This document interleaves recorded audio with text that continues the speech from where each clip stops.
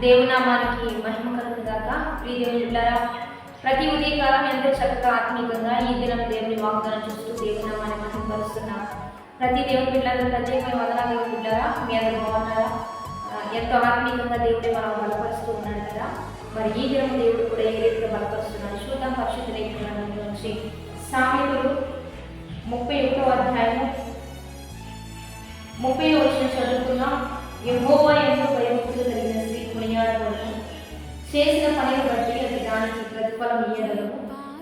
గౌనుల యొద్ద ఆమె పనులు ఆమె కొనియాడును. ఈరోజు దేవుడు పెట్టారా, దేవుడు మనతో మాట్లాడుతున్నాడు.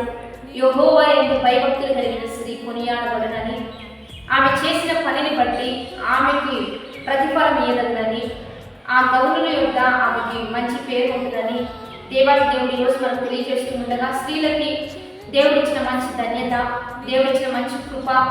ఎందుకంటే ఆయన మహిమను మనకిస్తూ ఆయన యొక్క మహదైశ్వర్యంలో కూడా మనల్ని కూడా జ్ఞాపకం చేసుకుంటున్నాడు.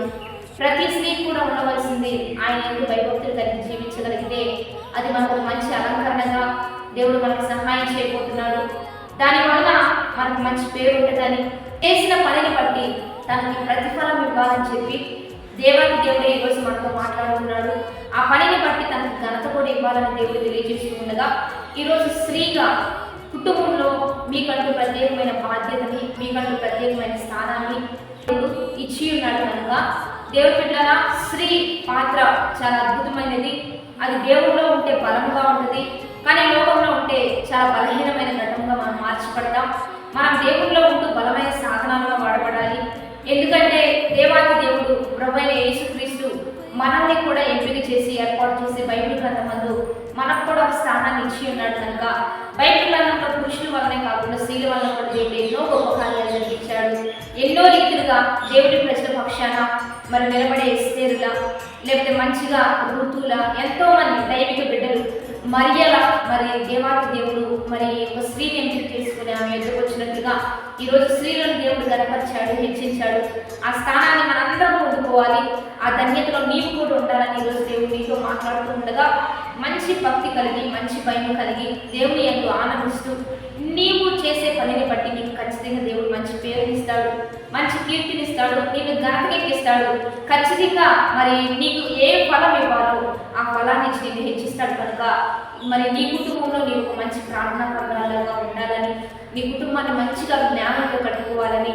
ఎందుకంటే జ్ఞానవంతులకు చక్కగా తన ఇంటిని కట్టుకుంటుంది, ఆత్మీయంగా బలపరుస్తుంది కనుక ఇంటిని కట్టే బాధ్యత నీదే, కుటుంబాన్ని కట్టుకునే బాధ్యత నీదే.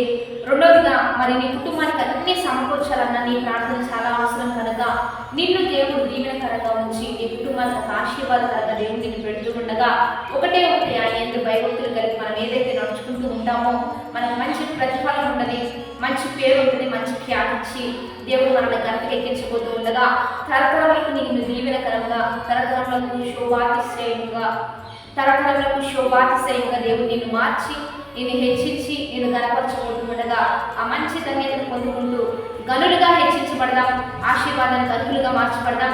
కాబట్టి ఈరోజు దేవుడు మనకి ఇచ్చిన వాగ్దానాన్ని బట్టి ఎక్కడ బలహీనపరచబడకుండా, ఎక్కడ ఓడిపోకుండా వస్తున్న ప్రతి సమస్యను ఎదుర్కొంటూ ప్రార్థన పోరాటంలో పోరాడుతూ దైవికంగా మనందరం కూడా ముందుకు కొనసాగుదాం.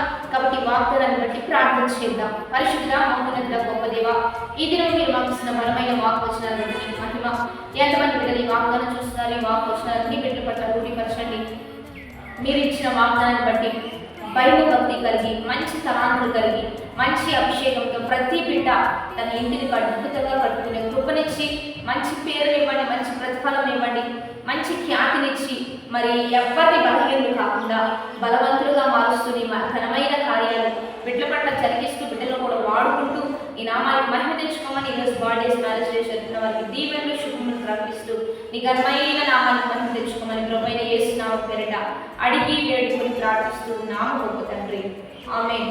కాబట్టి దేవుని బిడ్డలారా 10 మంది పంపిస్తూ ఉండండి, మంచిగా లైక్ చేస్తూ ఉండండి, షేర్ చేస్తూ ఉండండి. 40 దిన ఉపవాస ఆరాధన జరుగుతుంది దేవుని బిడ్డలారా. ఈరోజు ప్రత్యేకంగా 27వ ఉపవాస ఆరాధన దేవుని బిడ్డలారా లైవ్ ఇస్తున్నా పాస్టర్ యెహోషువ జేబీఎం చర్చ్ అనేటువంటి యూట్యూబ్ ఛానల్ నుంచి. కాబట్టి చక్కగా మీరు కలుసుకోవచ్చు, మరి మాతో కలిసి ఏకీభవించవచ్చు. ఒకవేళ వచ్చి ఆరాధించాలంటే మరి పట్టణంలో జేపీఎం మినిస్ట్రీస్ యొక్క చర్చి ప్రాంగణంలో ఈ యొక్క ఆరాధన జరుగుతూ ఉంటాయి. చక్కగా రావచ్చు, కలుసుకోవచ్చు. చివరి దినం దేవుని పిల్లారా, మరి నవంబర్ 9న ఈ యొక్క చివరి ఉపవాస ఆరాధన జరిగించబడుతుంది. ఇన్ని దినాలు ఈ విత్తిన విత్తనములకు మరి ఆ దినమున మనందరం పంట కోసుకోబోతున్నాం. సమృద్ధి దీవెనలు ఇవ్వబోతున్నాడు. సమృద్ధి ఆశీర్వాదాలతో దేవుడు మనల్ని నింపబోతూ ఉండగా చివరి దినం కొరకు సిద్ధపడదాం. ఆత్మీయంగా బలాభివృద్ధిని ఉందాం. ఆమేన్.